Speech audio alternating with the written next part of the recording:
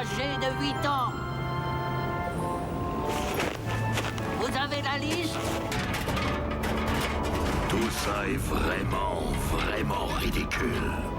Quand cette tradition a vu le jour, je crois que tout le monde avait une grande cheminée, maître. Oh, ah, ah! C'est sûr. Encore heureux qu'elle ne soit pas allumée.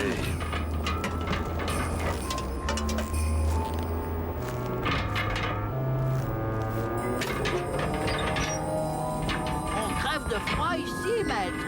Oh, ah, ah. Ah, ah, ah,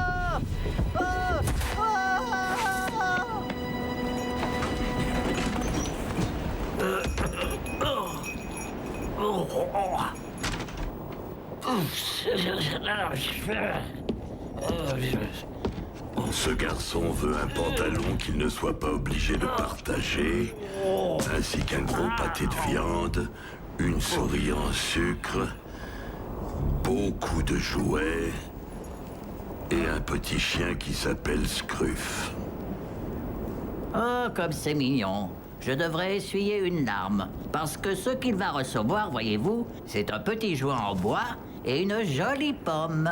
Mais la lettre dit clairement... Je sais ce que dit la lettre. Ce sont les facteurs socio-économiques qui décident.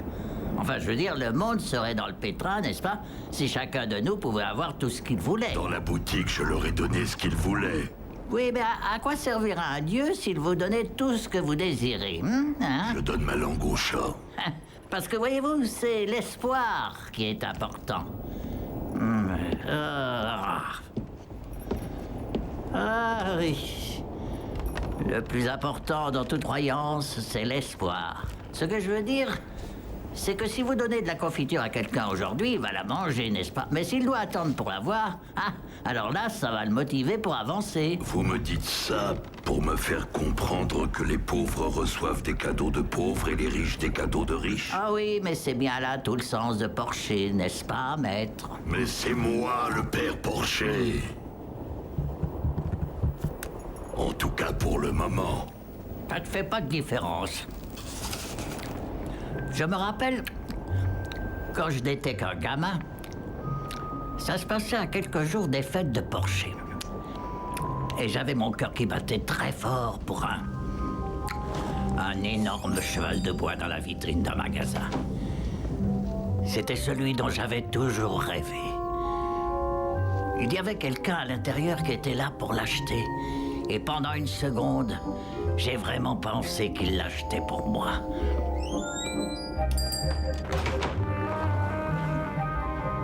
Mais je me trompais. J'ai passé de longues heures avec le nez collé à la vitrine, jusqu'à ce que quelqu'un m'entende appeler et vienne me décoller. Oui, j'aurais pu tuer quelqu'un pour avoir ce cheval. Mais vous savez quoi? Eh bien, j'ai quand même accroché ma chaussette au rebord de la cheminée la veille de Porcher. Vous savez pourquoi? Parce que j'avais gardé l'espoir. Oui. Et le lendemain matin, mon papa a déposé dans ma chaussette un tout petit cheval de bois qu'il avait eu la gentillesse de sculpter de ses propres mains. Oui, il avait plus de valeur que tous les chevaux de bois les plus chers du monde, n'est-ce pas? Non, parce qu'on est un sale garnement égoïste quand on a 7 ans. Il n'y a que les adultes pour penser de cette façon. C'est méchant. Je trouve ça injuste.